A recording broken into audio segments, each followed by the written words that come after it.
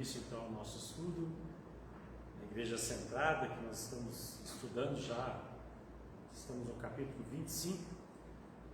E antes da gente começar a compartilhar esse capítulo, a gente estudá-lo e juntos construirmos aí uma ideia, junto com aquilo que o próprio capítulo vai nos ensinar, eu gostaria de ter uma palavra de oração nesse momento. Vamos orar então. Pai, nós te agradecemos, ó Deus, por esse dia, te agradecemos por tudo aquilo que o Senhor nos proporcionou, Pai, nesse dia, pela tua graça, pelas tuas misericórdias que se renovam a cada manhã.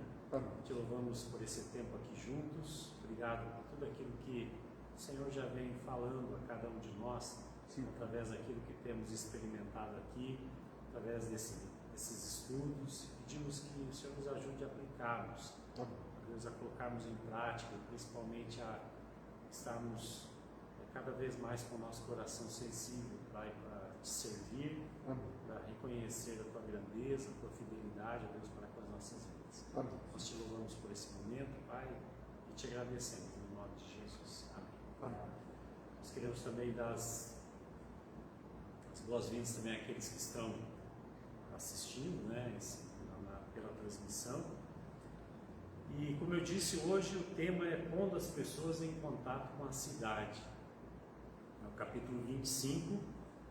E esse capítulo ele é muito interessante porque, na verdade, ele é uma sequência então do capítulo anterior. É um capítulo que vai mostrar que o Evangelho ele vai muito além, né, muito mais abrangente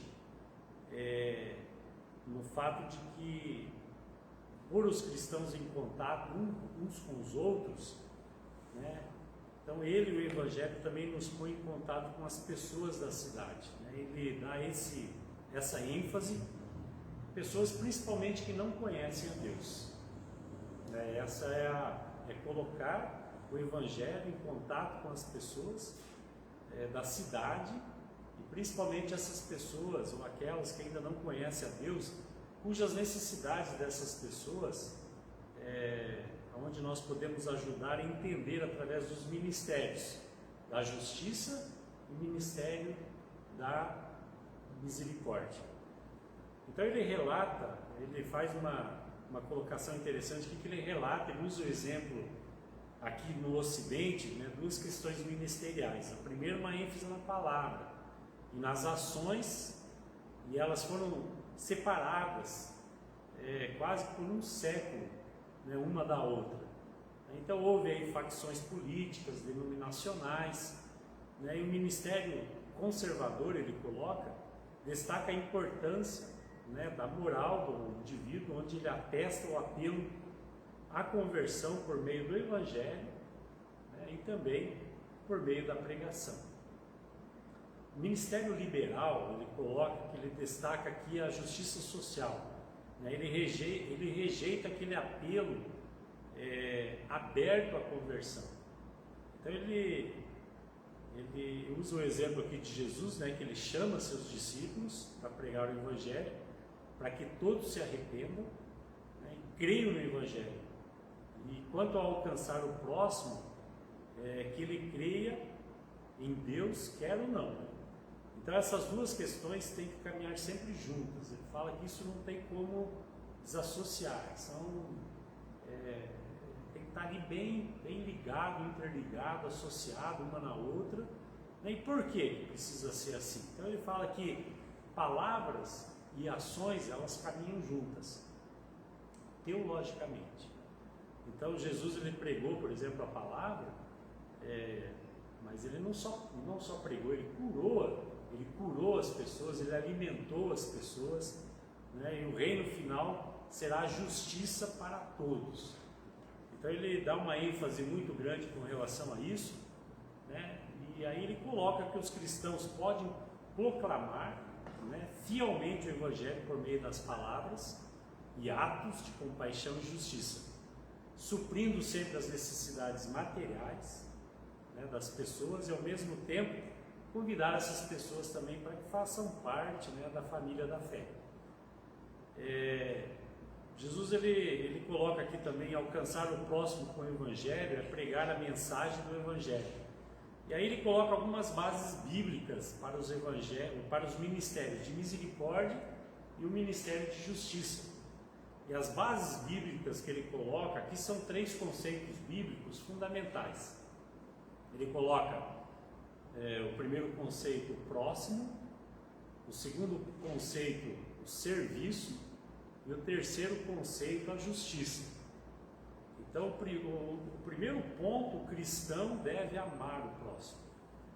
E isso é algo tão natural, né? Tão normal, é uma ênfase tão diária, né? E a gente é tão confrontado nas pregações, é confrontado na igreja com relação a essa postura que nós temos que ter de amar o próximo. E aí ele fala que é natural nós acharmos que o cristão é alguém da mesma classe social, muitas vezes classe social ou financeira que nós pertencemos. E aí ele fala que no Antigo Testamento eles tratavam seus imigrantes, por exemplo, a mãe que precisava criar os filhos sozinho, né, e o pobre como próximos, mesmo que sejam mesmo que eles eram de um outro país, né, uma outra raça, né, eles tinham essa ênfase aí. Então em Lucas 10, queria que a gente lesse Lucas 10, de 25 a 37, Evangelho de Lucas, capítulo 10.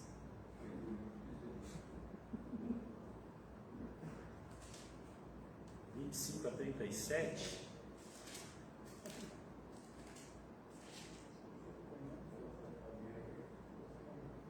Diz assim, isso é do bom samaritano, né? Eis que certo homem, intérprete da lei, se levantou com o intuito de pôr Jesus à prova e disse: Mestre, que farei para herdar a vida eterna? Então Jesus lhe perguntou: o que está escrito na lei? Como interpretas? A isso ele respondeu: amarás o Senhor teu Deus de todo o teu coração, de toda a tua alma, de todas as tuas forças, de todo o teu entendimento. Amarás o teu próximo como a ti mesmo. Então Jesus lhe disse: respondeste corretamente, faz isso e viverás. Ele, porém, querendo justificar-se, perguntou a Jesus: quem é o meu próximo? Jesus prosseguiu dizendo: certo homem descia de Jerusalém para Jericó e veio a cair nas mãos dos salteadores, os quais, depois de tudo lhe roubarem e lhe causarem muitos ferimentos, retiraram-se, deixando-o semi-morto. Casualmente descia um sacerdote que ali mesmo no caminho, e vendo-o passou de largo. Semelhantemente um levita descia por aquele lugar e vendo-o também passou de largo. Certo samaritano que seguia o seu caminho passou-lhe perto e vendo-o compadeceu dele, e chegando-se pensou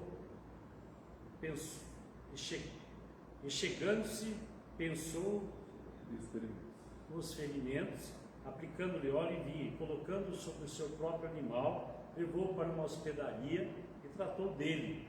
No dia seguinte tirou 2 denários e os entregou ao hospedeiro, dizendo: cuida deste homem, e se alguma coisa a mais gastastes, né, indenizarei quando voltar. Qual desses 3 te parece ter sido próximo do homem que caiu nas mãos dos salteadores?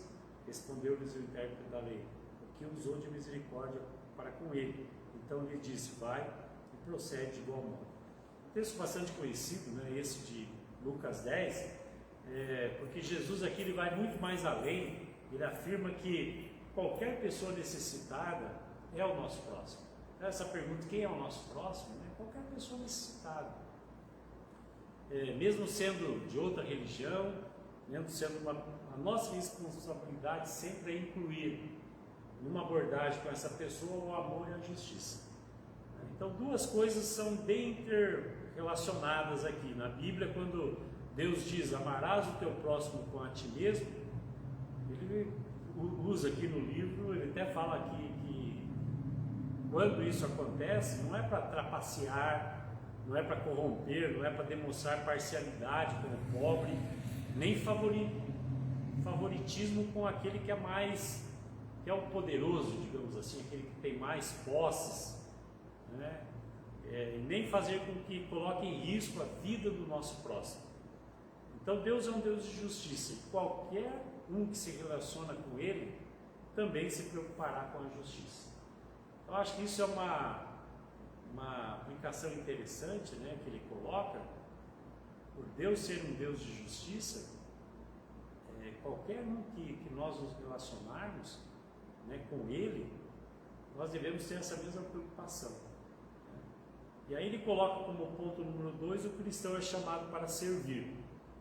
Então o termo grego aqui é diácono, né, fala, não sei se essa é a pronúncia, mas tem a ideia de satisfazer as necessidades mais básicas e simples por meio de boas obras. O significado é mais ou menos alimentar alguém que está ali sentado à mesa. Então, se a pessoa está lá, né, sentada à mesa, é aquela ideia de você alimentar essa pessoa. E Lucas mostra o exemplo de Marta, né, preparando uma refeição para Jesus. Ele coloca alguns exemplos aí.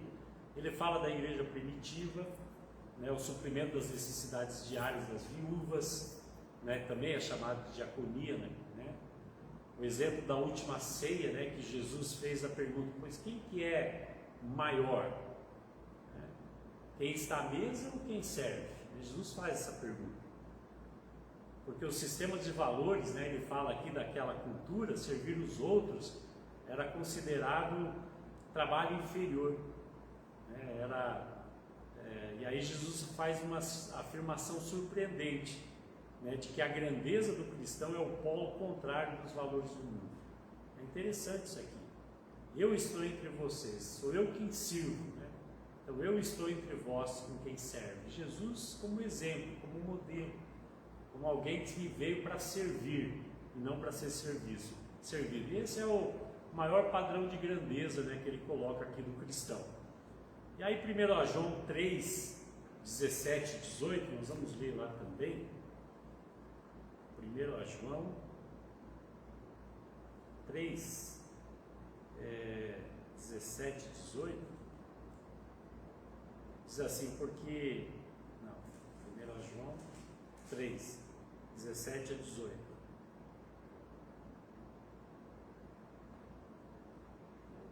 Ora, aquele que possui o recurso desse mundo e vir o seu irmão passar necessidade e fechares o seu coração, como pode permanecer dele o amor de Deus?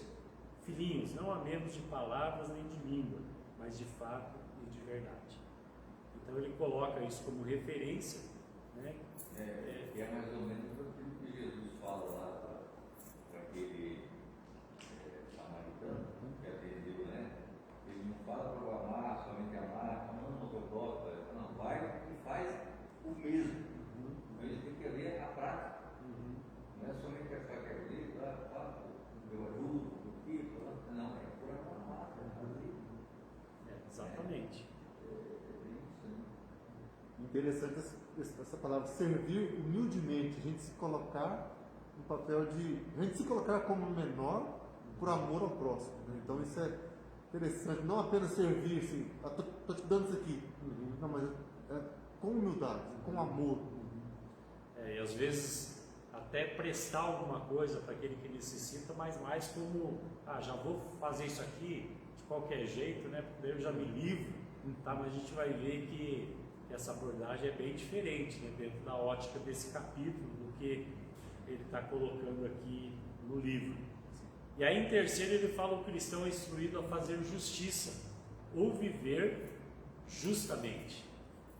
Os evangélicos tendem a traduzir por viver corretamente, dando um significado geral, ele fala aqui, de obediência do cristão à palavra de Deus, né? Ou apenas o compromisso de evitar pecados extremos, e é isso, não é o mais adequado, ele coloca.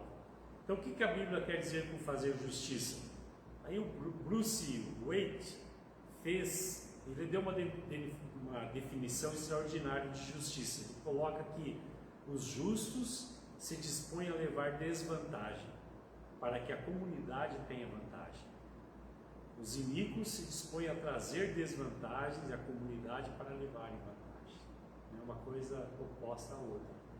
Ele coloca dessa forma que dá para ter uma compreensão muito clara. Então, mais ou menos quando não alimentar o pobre, né, quando ele tem, quando nós podemos fazê-lo, né, a gente não aplicar aplicar isso, não ter isso como uma prática.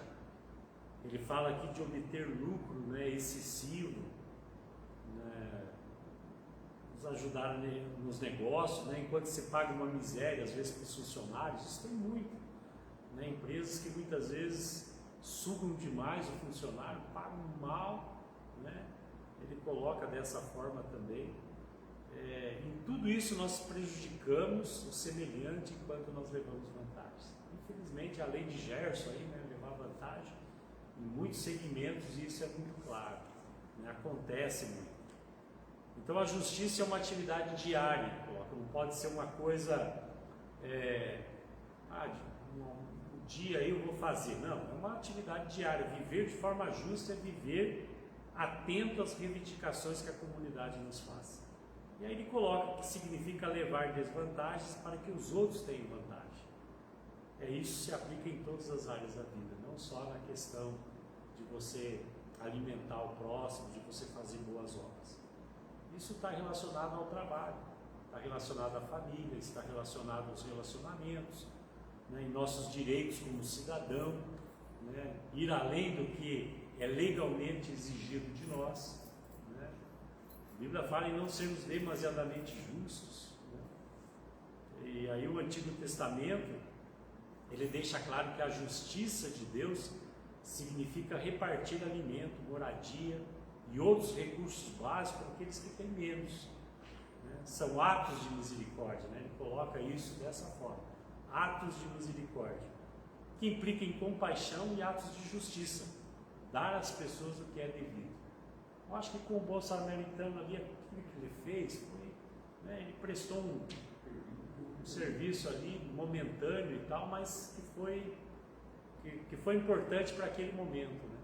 E aí depois nós vamos falar que muitas vezes não é só você prestar esse serviço, mas o que vem depois, né? A questão da dependência, onde muitos às vezes ficam dependentes de determinados.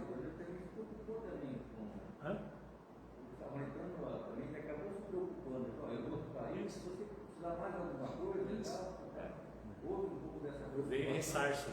Vem aqui, vou ressarcir e tal, né? Então um caboclo que encaixa tanto no amor ao próximo, quanto no serviço ao próximo, né? E é uma pessoa justa, né? Não fez sem ter nada, querer nada em troca. Mesmo quando ele vê que o camarada fez uma coisa e tal, vai dar um pouquinho para pagar. Exatamente. Você vai gastar aqui. E aí ele... Eu estava pensando aqui, né? Para nós aqui vem na contramão da história, porque na realidade nós vivemos uma questão da lei de Gerson, que levar vantagem. Essa questão de você ter desvantagem para que o outro tenha vantagem, isso não encaixa muito no pensamento da doutrina. Você quer ver um exemplo muito clássico disso quando você quer trocar de carro, por exemplo. O teu não presta, o teu é ruim, desvaloriza um monte. Do que quer vender, então sempre querendo levar vantagem, né? Eu preciso ter uma margem enorme de lucro aqui e ele que... Né? Isso em outras áreas também. Quando você vai uma revenda, você já vai com esse sentimento, você é desvalorizado. E aí você não tem aquele grau de confiança, né? Exatamente. Cria essa desconfiança. Eu acho que isso, esse ganha-ganha, toma-toma, né? O toma lá da carne, é que faz o grande mal do nosso país é esse, né, que estamos vivendo, né? É um troca-troca, você me dá, eu te dou, não é nada assim, eu te dou sem, como também falou, né, o samaritano, sem esperar nada em troca. Sem esperar nada em troca, então a ideia é sempre dar, né, e dar isso que eu recebo aquilo, e isso também entra um pouco na igreja, né? Essa questão de trocar bênção, né? Se eu der o dízimo, você é abençoado, se eu der isso, você é abençoado, né? Então isso está dentro da gente, essa questão de levar vantagem em alguma coisa, mesmo sendo espiritual, né? A gente quer tirar uma casquinha, a gente quer levar um pouco de vantagem para casa, né? Para os nossos filhos. Os nossos filhos têm que ser os melhores, têm que estudar em boas escolas, tem que ser mais inteligente que o vizinho. Então cria um grau de competição assim terrível, né? Porque eu quero que meu filho faça medicina, não é? Botar em uma escola, né, X, né? Eu quero que ele tenha a profissão Y, né? Quer dizer, sempre pensando o que ele vai tirar, não só eu, mas meu filho vai ser melhor que o outro. Então, essa é a grande roda que gira, e a gente muitas vezes está no meio dessa roda. Né? Mesmo sendo cristãos, mesmo, né, tendo fé, mas a gente é envolvido por essa cultura do ganha-ganha, né? Toma lá da cá, então. Você vai puxar a brasa primeiro para a tua sardinha. Exatamente. Eu resolvi o meu problema aqui, então agora eu posso ajudar ali. Deveria ser de forma diferente.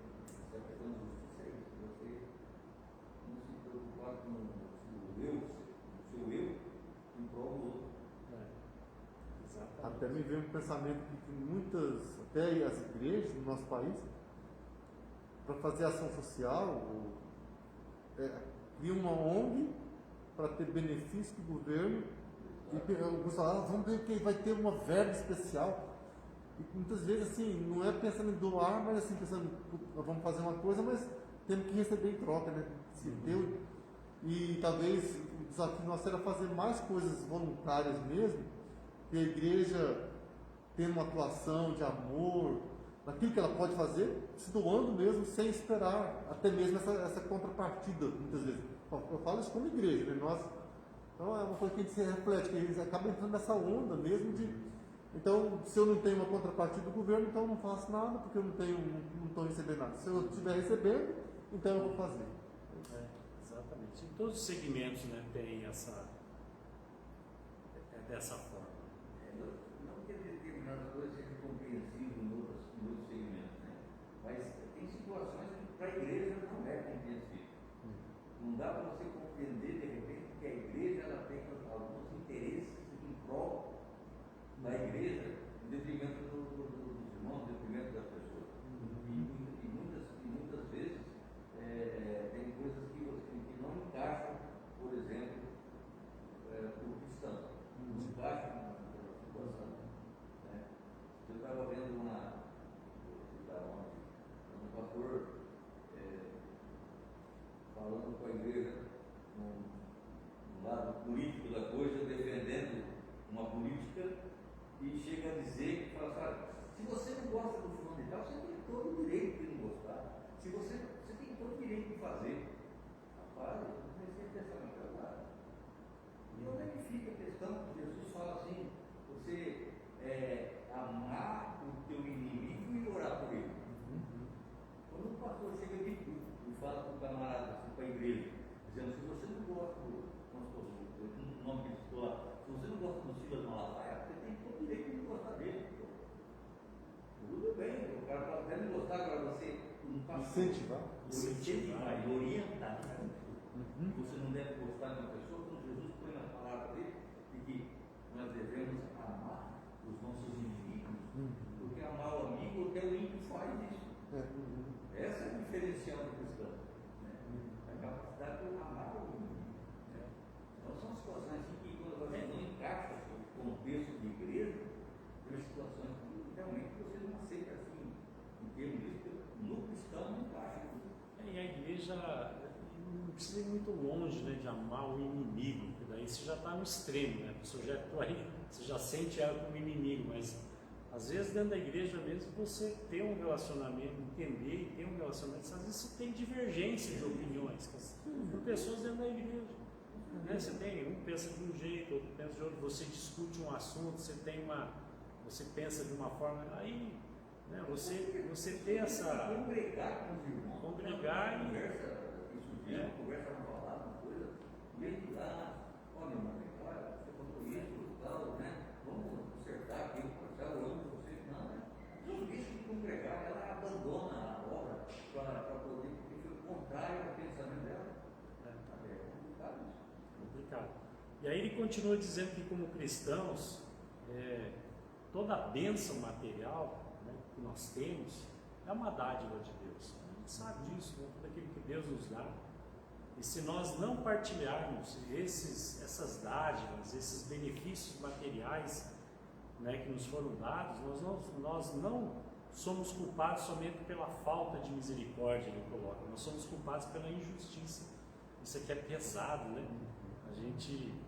Ele coloca aqui como culpados pela injustiça. Né? Nós estamos fazendo essa injustiça, né, prevalecer. Então, que visão nós temos em relação à pobreza? Né? Uns tendem a culpar o pobre por tudo, né? Ele coloca. Outros tendem a culpar o rico por tudo, né? Por terem tudo. Então, os cristãos vivem muitas vezes, os cristãos, de modo justo em resposta à graça. E aí, Tiago 2,14 também, né, ele fala, e nós vemos que, embora salvos pela fé e não pelas obras, a fé verdadeira em Cristo nos leva a realizar boas obras, né? E aí ele explica em Tiago 2, 15 e 17, quando nós lemos o contexto em Tiago, o livro inteiro de Tiago, na verdade, é o mesmo raciocínio, ele faz uma comparação com Levítico 19. Né? O desejo de auxiliar o pobre surge de um coração tocado, né, pela graça, do coração que desmoronou seus sentimentos de superioridade, né, em relação a qualquer classe de pessoa. Tem pessoas que querem se relacionar só com pessoas da mesma classe, outros só, né, não consegue se relacionar e ver que aquele que tem necessidade, que passa por necessidade, né, há um distanciamento muito grande. Né? Então ele coloca das abordagens práticas para o ministério, para o ministério de misericórdia e de justiça. Quais abordagens ele coloca? Depois de respondermos, né, o porquê da igreja se envolver aqui em ministérios de misericórdia e de justiça, nós temos que tratar essa questão de uma forma de como fazer isso. Né? É importante a teoria, tudo, você ter esse conhecimento, você saber que tem percentual tão grande de pobreza e tantas outras coisas, mas como fazer isso? Então nós temos que ver isso de forma prática, ele coloca no livro. Né? Eu acho que isso é muito legal do livro, porque faz a gente se relacionar com a prática, com aquilo que não ficar só nessa questão aí muito romantizada dentro de nós, e não, praticamente, o que nós temos que fazer? E aí ele coloca em primeiro lugar o auxílio. Ele coloca aqui, prestar auxílio direto para atender as necessidades físicas, materiais e sociais das pessoas. Então ele usa aqui o exemplo, oferecer, por exemplo, abrigo temporário às pessoas sem moradia. Eu conheço, tem várias organizações que fazem, né, trabalham nessa questão de moradia, pessoas às vezes, né, que investem em construir uma moradia para alguém. Eu sei de uma organização que chama Central do Dízimo, até o pastor foi uma vez lá comigo, começou com um médico que foi lá e ajudou uma família a construir uma casa, comprou os materiais e tal. Isso virou uma organização que ajuda hoje centenas de ONGs aqui no Brasil e fora também, em outros países. Então, atender as necessidades físicas, materiais. Então, ele coloca como exemplo esses abrigos temporários para pessoas sem moradia, doar alimentos, roupas às pessoas em necessidade, prestar serviços médicos. Ele coloca aconselhamento às pessoas com crise, serviço de advocacia, etc. É muito ampla essa área, né, de atuação. Então, são formas de auxílio. Mas o risco aí é que precisa ter uma combinação, ele coloca, né, com outros tipos de assistência, porque senão pode criar dependência. E a gente sabe que tem pessoas que são dependentes mesmo, até mesmo às vezes da cesta básica da igreja. As pessoas não saem do lugar, elas não conseguem enxergar um pouquinho além, né? Elas ficam sabendo que tem lá o Bolsa Família para ela todo mês, tem a igreja que dá a cesta básica, e a pessoa se acomoda naquilo ali, cria uma dependência. Né? A gente vai ver nesse livro, e falando então das outras abordagens, que não é essa a ideia. Né? Essa é a primeira abordagem, o auxílio. É emergencial, né? Hã? É emergencial. Emergencial, é aquela coisa temporária até a pessoa começar a caminhar com as próprias pernas. As pessoas se acostumam com essa questão da facilidade, de obter, de ganhar as coisas. Hoje a tarde eu estava muito interessante, eu estava com um prédio que eu não consegui, eu estava meio atrasado já. Eu estava indo na Caixa Econômica, e o camarada falou, né? Veio querendo, assim, um negócio na mão, querendo vender alguma coisa. Eu falei, rapaz, você é desculpado, mas eu tenho um pouco de 5,5 no banco aqui, e se eu parar aí, não vai dar para atender o meu compromisso. Então, infelizmente, eu vou poder te atender agora. Eu falei, mas o senhor tem um bom coração, então, é um assunto, cara. Eu falei, ó, um coração tem, não tem 5 reais. O cara sabe o vídeo, o cara novo, sabe? Mas o cara conseguir, ele vai para todo lado. Se ele conseguir vender, ele faz, senão ele perde, sabe? Então o cara fica acostumado nessa vida da facilidade. Acostumado, exatamente. Sabe? Se acostuma nessa facilidade. No semáforo você vê muitas pessoas, né, novas, pessoas que podem ser produtivas ainda por muitos anos, né, e estão ali nessa situação. E mesmo nessa escrita aqui, não fala as coisas, tem nesse semáforo, eu estou falando uma plaquinha, você já viu ali. Isso é 8 da manhã, 10 da manhã, meio-dia, 5 da tarde, 8 da noite. Eu tenho fome o dia inteiro, você está entendendo? É complicado. Mas essa crise, essa pandemia, ela deu uma mexida com muita gente, né? Ou seja, muita gente perdeu emprego, perdeu renda, mas tem uns que conseguiram se virar. Se reinventaram. Pode chamar de resiliência, né? O cara se reinventou. Então você vai no sinaleiro de Londrina, cara vendendo bala, vendendo suco, vendendo pastel, estão vendendo, né? E aí tem outros que são acomodados que vão pedir dinheiro, né? E aí vive nessa, né, acho que nessa vida. Eu tenho uma prima, inclusive ela era mendiga, aí um monte de gente tentou ajudar, tirar ela da sua vida, né? Inclusive ela veio até na igreja uma vez aqui, muito tempo atrás, fomos orar por ela, né? E aí o diabo se manifestou, foi um negócio, foi uma folia, né? E ela saiu da vida e voltou para a vida de novo. Não queria sair, sabe? Se acostumou com aquilo de pedir, sabe? Ficar na rua, me dá um dinheirinho, me dá um dinheirinho. E aí criou filho, aí doou os filhos que tinha, sabe? E agora parece que se ajeitou, sabe? Mas de vez em quando dá um relance nela, fica na porta do locapé, ela me vê, ela fica ali para mim. Mas, É complicado. só um outro contraponto, né? Eu vi um negócio assim, uma manchete, uma história. Uma pessoa estava no semáforo, mas não pedindo dinheiro, pedindo trabalho.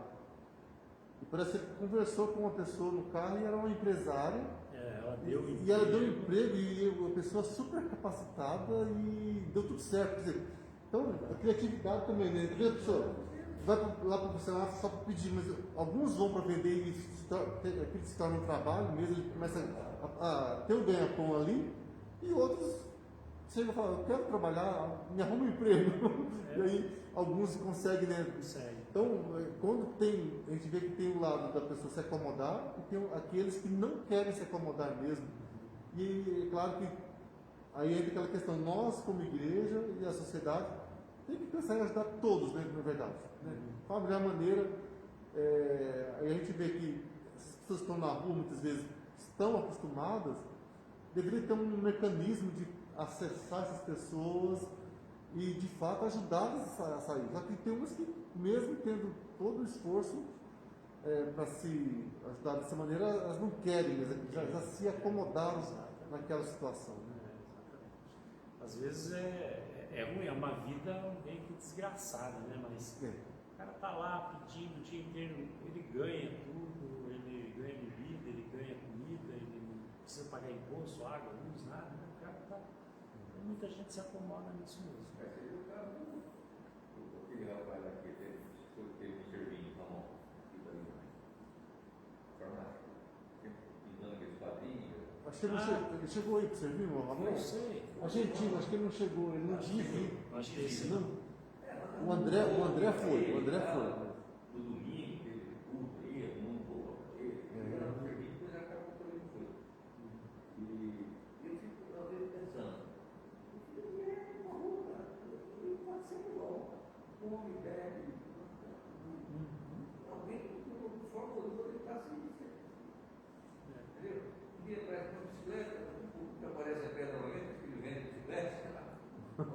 presente para ele, eu não sei.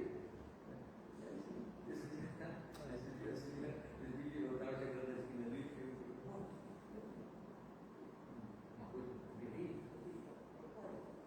vou falar para você, cara. As mulheres do que do carro, do carro, eu vi aquele rapaz lá. Ah, mas aquele cara não trabalha, aquele cara é.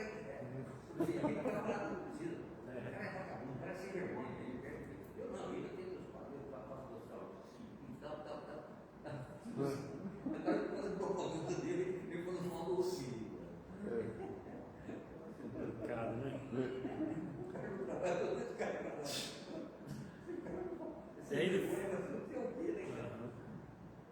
ele fala no ponto 2, né, o desenvolvimento, que é levar as pessoas, então primeiro o auxílio, e aí o ponto 2 é o desenvolvimento, que é levar as pessoas ou a comunidade a se tornar autossuficiente. Então no Antigo Testamento, quando a dívida de um escravo era anulada e ele recebia liberdade, Deus orientava, né? Ele coloca aqui o antigo dono a prover a pessoa com cereal, ferramentas para começar uma vida autossuficiente. Então, além da liberdade, né, que ele recebia, né, Deus, né, dava, orientava aquele dono daquela pessoa, né, para que desse para ele ferramentas para que ele se tornasse autossuficiente, né, para que ele começasse então a viver a vida dele, né? Isso pode incluir estudo, emprego, treinamento, né? Então esse desenvolvimento significa reinventar, reinvestir, né? Aí no desenvolvimento. Então essa palavra reinvestir justamente se aplica aqui. E aí o terceiro é a reforma. E aí nós podemos chamar a reforma o nível mais amplo de assistência. Então a reforma social vai além de prover necessidades imediatas e a dependência. O que é a reforma aqui? É a busca transformar as condições e as estruturas sociais que agravam as causas da dependência. Então Jó afirmou que não apenas vestia os desnudos, mas ele quebrava os caninos do perverso e arrancava-lhes a presa dos dentes. Moisés falou sobre a posição de Deus contra os sistemas legais, né, que favoreciam os ricos, influentes, né, os sistema de empréstimo, né, que extorquiam pessoas de poucos recursos. Os profetas denunciavam salários injustos, práticas corruptas no negócio, coisa que já existia lá, né? Parece que essas coisas parece que não acontecem hoje aqui no nosso meio. Então, quando nós lemos a Bíblia, nós percebemos que os cristãos devem assumir, né, uma posição diferente a essas questões. Leis mais eficientes, né? Ele alerta que a igreja ela deve se concentrar no primeiro nível aqui, de auxílio, de assistência, e até certo ponto aí ele fala aqui no segundo, de desenvolvimento. No terceiro, os cristãos devem trabalhar por meio de organizações, ele fala não governamentais. Por que essa distinção? Por causa da questão de locação de recursos, né? Ele fala que por esses níveis são muito caros, né? Ele coloca dessa forma, então incluindo aí a liderança também, né? A capacidade de liderança que você precisa para desenvolver tudo isso, né? Então as questões de justiça e de misericórdia são tão complexas que os pastores e a diretoria, digamos assim, de uma igreja provavelmente não tem habilidade ou tempo de lidar com elas de modo adequado. Então envolve questões políticas, de modo que compromete o testemunho da igreja. Ele coloca aqui que na experiência nos Estados Unidos é mais viável e prudente que organizações não governamentais assumam esse papel. E aí vem as questões práticas, né? O primeiro nível de prioridade. Quando que nós devemos ajudar?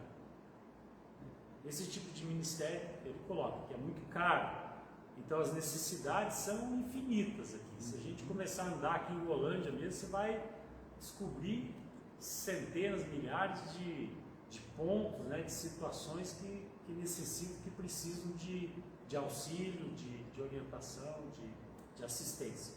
Então, por onde começar? Ele fala de alguém que deve ser escolhido para preencher, né, essas necessidades materiais por meio de boas obras. Aí ele fala para definir pobreza, né? O pobre, né? Quem nós devemos ajudar? Como podemos definir necessidade para termos certeza de estar ajudando a quem devemos? Qual o grau de necessidade que levamos em conta? Ele fala que Jonathan Edwards usou o princípio ame seu próximo como a si mesmo. Isso nos desafia a não ficarmos tão limitados, né, nessa definição de pobre. E aí não sei, a gente tem que avaliar bem isso, né? Até onde vai essa definição? Qual é o nosso olhar para o pobre, para a pobreza? Né? E aí, em terceiro, ele fala ou sobre em que circunstâncias nós ajudamos. O que deve ser exigido das pessoas que ajudamos? Nós exigimos que eles participem da igreja? Então nós vamos ajudar em contrapartida, essa pessoa precisa participar da igreja. A gente pode condicionar isso? Como que a gente lida com essa questão? Nós devemos trabalhar mais com os membros da igreja e os que estão fora da igreja. E aí, Gálatas 6:10 vai falar lá que enquanto nós temos oportunidade, façamos o bem a todos, principalmente aos da família da fé. Então a prioridade é aos da família da fé. Mas isso não quer dizer que nós não podemos e não devemos olhar para o próximo, para o outro, para aquele que tem necessidades, para aquele que realmente que não é membro da igreja. Acho interessante esse ponto porque assim, os recursos são limitados realmente. Então a igreja tem que ter um conhecimento, nós como liderança temos que ter um conhecimento da realidade da igreja, dos membros da igreja. Talvez a pessoa nem está falando, nem está pedindo, mas ele talvez está passando por uma dificuldade. E aí não tem lógica a gente ajudar primeiro os de fora, deixando os de dentro desprotegidos ou desamparados. Então é interessante ver essa questão, né? Porque, assim, alguns podem correr o risco de querer fazer uma coisa até para promover a igreja, tipo assim, fazer uma coisa de fora, divulgar. Talvez dentro da igreja tem gente passando por grandes dificuldades. Só que não passou desapercebido. Não, a igreja tem que ter esse olhar. É interessante essa questão de termos níveis de prioridade mesmo. Né? Eu acho interessante também isso, de você não condicionar, né? Você vai ajudar, mas de certa forma dar aquela forçada de barra ali para que a pessoa venha para a igreja, né? Faça parte da igreja. E não você tem que ajudar sem esperar nada em troca, sem fazer isso de uma forma espontânea. E aí ele coloca de que modo nós ajudamos. Ele menciona que o Ministério de Justiça consiste em ajudar. Será que a igreja deve se meter em política ou se ater em alimentar o faminto? Ele faz algumas provocações aí com relação a isso. E por fim, é impossível separar o ministério de palavras e das ações, porque os seres humanos são integrados, né? Corpo e alma. É natural que os que praticam a misericórdia ministrem a palavra para satisfazer a necessidade do próximo. Então, caminha junto, né? Não tem como a gente desmembrar, desassociar isso. Jesus, por exemplo, ressuscitou o filho da viúva lá de Naim, ele coloca aqui como exemplo, ele proferiu palavras de consolo para ela, né? Depois de curar ele. Né? Então ele agiu, né? Dessa forma, ele apresentou o chamado para ele crer no Evangelho. Né? Essas coisas andam de mão dada, não tem como se desassociar isso. E Atos ele apresenta que o partilhar e a pregação andam juntas também. Então os gestos práticos dos cristãos a favor dos necessitados revelam o que é o poder do Evangelho realmente. Né? Ele usa o exemplo do imperador romano Juliano, inimigo do cristianismo, né? Ele coloca que ele admitiu que a generosidade dos cristãos para com os pobres tornava-o profundamente atraente. Né? E aí, eu quero ler aqui esse último parágrafo do livro, né, que daí ele fala: porque não admitimos que é a sua benevolência dos estranhos e a pressuposta santidade da vida deles que mais cooperaram para o crescimento do ateísmo, cristianismo. pois é uma infelicidade que, quando nenhum judeu tem de pedir esmolas, e os galileus ímpios ajudam não apenas os seus pobres, mas também os nossos. Todo mundo nota que o nosso povo não recebe ajuda de nossas mãos. O imperador falando dos cristãos. Falando dos cristãos, exatamente. Interessante. Então, interessante essa questão. E aí tem algumas perguntas para reflexão, né, para debate. Né? O que significa ser próximo, servir aos outros e fazer justiça? Em que as definições que apresentamos aqui, nesses termos, os comparam ao entendimento deles? O 2, uma análise das diferenças entre auxílio, desenvolvimento e reforma. Né? E por fim, o impossível separar o ministério da palavra e das ações. Então, esses 3 pontos que foram abordados aqui, né, são perguntas aí para depois, aí acho que no resumo geral do livro, né, são importantes serem aplicados e estudados com maior profundidade. Então, o que eu tinha assim, de resumo do livro, né, aquilo que ele coloca, eu achei muito interessante essas divisões desses pontos, né, de auxílio, desenvolvimento e reforma, porque dá assim dá para se aplicar em muitas áreas, não só dentro da igreja, fora também. Né, e nas nossas andanças por aí, nós podemos também estar com isso muito claro na nossa vida. Então, não sei se os irmãos têm ainda perguntas, querem compartilhar, acrescentar coisas. Só voltando um pouquinho naquela questão das de dentro, também, não só dos de dentro, mas dos fora. Logicamente que a gente tem que ter esse coração aberto para isso. Mas às vezes a gente também tem que tomar cuidado com relação à pessoa que você vai ajudar. Porque às vezes a pessoa ela não vem aqui somente por causa da necessidade dela, ela está necessitada. Ela pede aqui, ela pede na outra igreja ali, na outra lá, e ela não fica em lugar nenhum. Entendeu? Ela fica andando ali para cá, para lá. Né? E nós já tivemos um caso de uma pessoa ali, que a mulher dele quer ir na igreja, e de sexta básica. Como é que então, se a sua esposa participa da igreja evangélica, a igreja lá vai suprir a necessidade de você. Né? Então, é complicado. Nós temos as nossas necessidades das pessoas que nós ajudamos aqui também. Né? Então, essas são algumas coisas assim que, né, as pessoas que a gente às vezes tem restrição para dar maneira de se comportar. Como, por exemplo, estava falando do aonde fica na farmácia. Você não tem restrição de ajudar, porque tem uma pessoa. Não é raro uma pessoa que é amigo, todo mundo gosta dele ali, todo mundo ajuda, quer dizer, porque ele é uma pessoa que tem um relacionamento com outras pessoas. Ele não é violento, ele não faz um giro, tem um que você deixa de comprar um negócio dele que você ativa, como se você fosse obrigado a fazer. Né? Então, são situações. Né? Então, porque são as pessoas que passam a se aproveitar. Né? E uma festa que todos podem mudar aqui. Né? Agora você vai para o mundo, eu ficava a aula, beleza e tal. Para que acabava, todo mundo pode me ser salário. Porque é uma amiga. Todo domingo era uma série, sabe?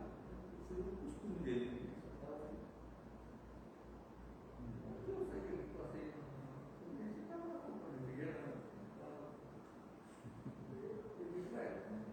não era para mim, lá para você. Não, certo, cara. Pegamos umas coisinhas para completar, não sei o quê. Daí passou um domingo, acho que no domingo apareceu novamente. Eu estava sem esquerda na casa, acordou,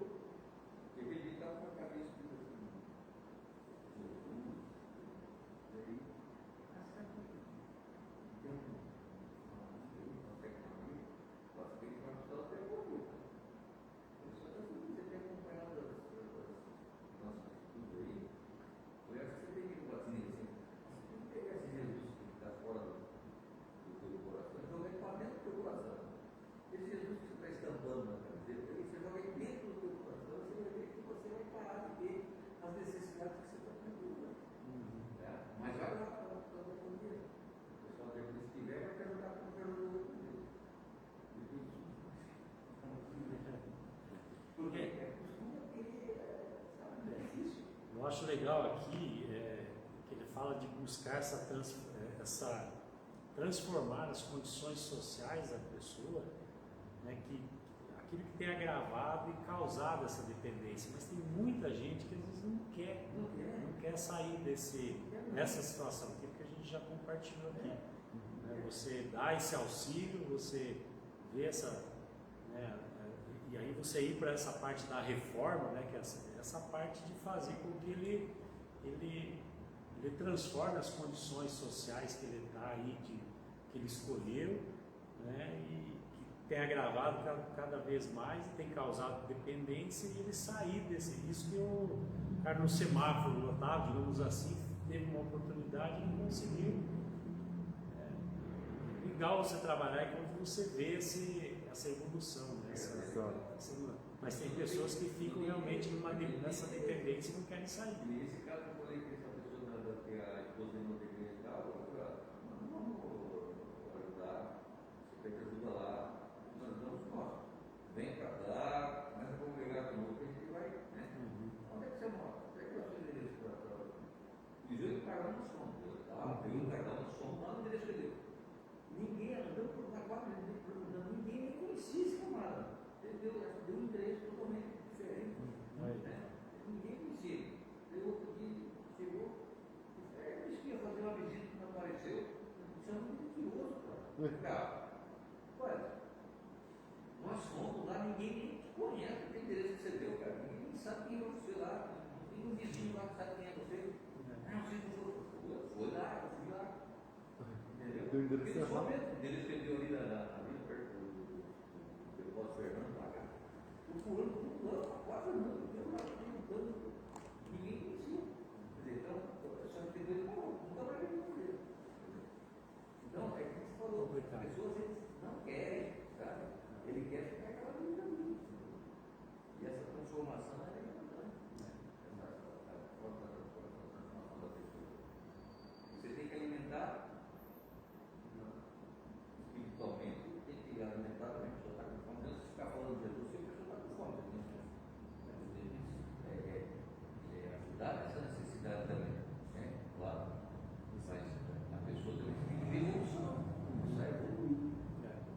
O lema do Exército da Salvação é pão, sabão, salvação. Atende as necessidades, né? Primeiro a necessidade imediata, que é a fome. Sim. Mas eu digo assim para você, até quando você vai ficar nessa situação se a pessoa não sinaliza que ela está interessada em mudar a vida? Né? É o que ele fala no desenvolvimento, né? Não vê o peixe em si, ensina a pescar. Agora também a gente sabe que quando nós ajudamos de coração, como nós já fizemos, sempre tentamos atender as pessoas, ainda que haja uma finalidade errada, a gente tem por papel de procurar entender, ouvir e fazer alguma coisa. E é interessante que a gente vê que Deus, assim, no sentido que Ele a igreja sempre é suprida naquilo que se ela está ajudando, ela não tem necessidade, não igual nós aqui. Passamos tantos momentos já, algumas crises no país, mas a igreja tem conseguido sobreviver e se manter. A gente percebe assim, Deus cuidando da gente. E o que o texto, o autor coloca para nós é um desafio para nós, até ampliarmos, né? Como podemos fazer um trabalho mais, assim, que atinja mais. Essa questão do desenvolvimento, por exemplo. Nós, como igreja, as igrejas, teriam condição, cada uma, de ter um treinamento em alguma área, para oferecer para a comunidade, cursos gratuitos, orientações, treinamentos, que ajudassem as pessoas. Né? Isso já teve na igreja aqui, no passado, e é uma coisa que nós podemos também pensar, né? Ver as pessoas da igreja que tenham talentos, que possam dar alguns cursos, algumas formações, e colocar isso à disposição. É uma maneira de estarmos abertos para a comunidade, maneira de estarmos tendo pessoas diferentes no nosso meio, tanto da igreja como de fora, e ajudando nessa área. Então, é um desafio que nós temos aí, mas temos que fazer de maneira sustentável, de maneira que vai ter uma continuidade, E como ministério mesmo, né? Não apenas assim por um tempo, uma coisa temporária, mas uma coisa que possa se manter também. Então, eu acho que é um desafio para nós. Interessante agora Essa volta, né? Porque tem muita gente desempregada e Sim. desqualificada. E desqualificar. Então é importante pensar no planejamento para a igreja Sim. no ano que vem, Sim. de ter um treinamento nesse nível, mas ligado a algum órgão, como o SESC, Senai, para ter uma certificação Sim. Sim. que é válida nas empresas. Né? Isso acho que é importante. Como o curso de TI, por exemplo, né? Mas o curso que você daria, o curso não poderia ser a certificação aceita pelas empresas. Sim, Exatamente. Então tem várias coisas que poderiam se pensar. Sim. Né? Aqui nós na igreja nós temos vários profissionais qualificados para poder ministrar, né? Fazer até uma pesquisa, assistente social, né? Assistente social, dá para fazer esse tipo de pesquisa e ver qual é a necessidade, né? Sim. Atendimento psicológico lá. Sim. Não sei se está tendo. Quando surge alguma necessidade, mas está. Tem. Aconselhamento, né? Tinha começado aí, estava dando aí na psicologia, e agora dando aí também. Sim. Foi criado aí Um grupo, né? Grupo, um espaço. Então, sim, algumas pessoas foram atendidas. E tem alguns sendo aí até hoje. E advogados, né? Psicólogos, sociais, É verdade. professores. Foram gratuitas, prestar esse serviço.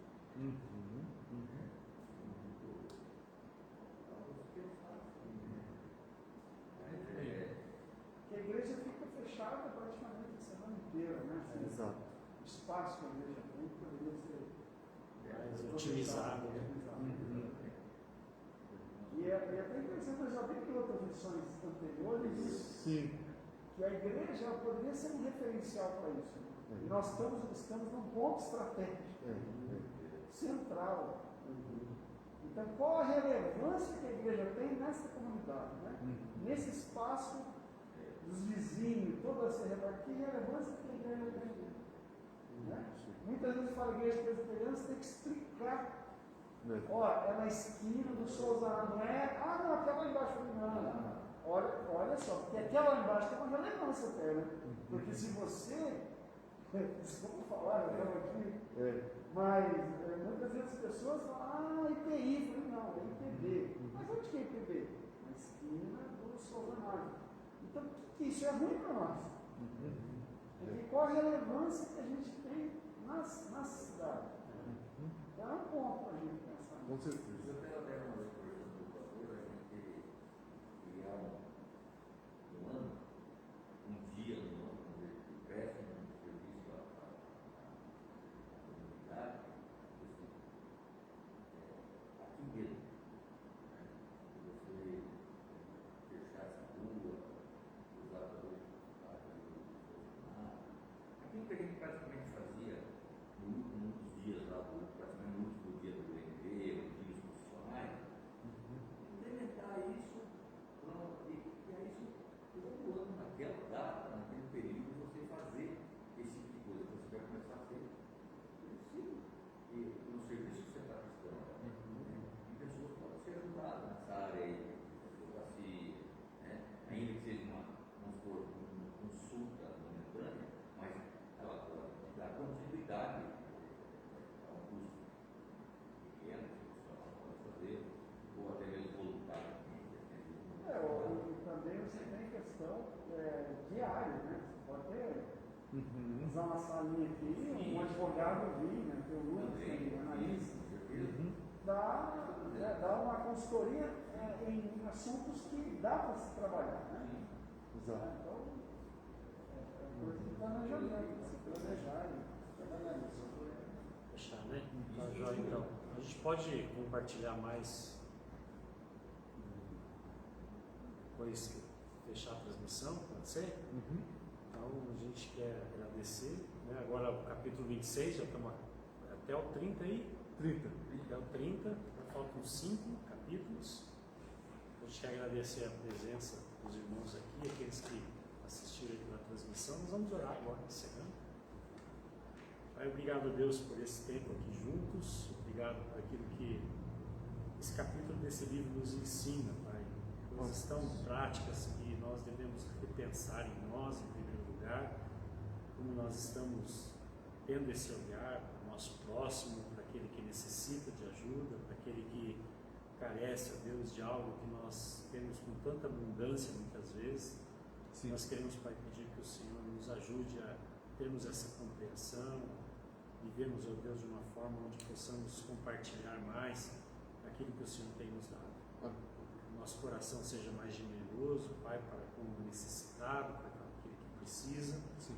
Nos ajude, Senhor, a estarmos conscientes dessa realidade, principalmente estarmos atentos, olhando, Deus, para aquele que realmente precisa, estarmos agindo, Deus, de uma forma prática. Por isso, desperta com a igreja, trabalha, Senhor, na vida de cada um. Obrigado por cada vida, Deus, que faz parte dessa comunidade, que o Senhor esteja trabalhando, Deus, no coração de cada um, suprindo as suas necessidades, amparando a vida de cada um, dando cada vez mais clareza, Deus, do teu Evangelho. Amém. Obrigado, Deus, por esse tempo aqui juntos. Nós te agradecemos e te louvamos por tudo. Em nome de Jesus. Amém. Amém.